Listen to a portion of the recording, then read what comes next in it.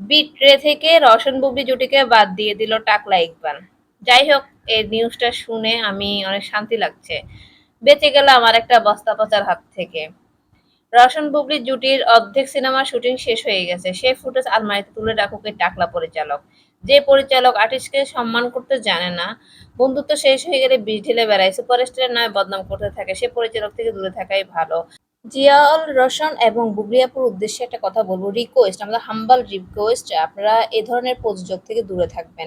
প্রয়োজনে বছরে একটা মুভি করেন, ২ বছরে একটা মুভি করেন, ভালো গল্প এবং ভালো প্রযোজকের হাত ধরে কাজ করেন, তারপরেও ভালো।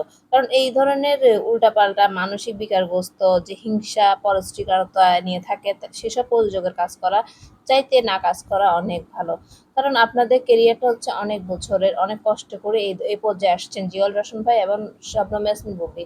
এ ধরনের বাজে প্রযোজকের হাতে কাজ করলে আপনাদের সম্মান যতটুকু অর্জন করেছেন তা নষ্ট হয়ে যাবে।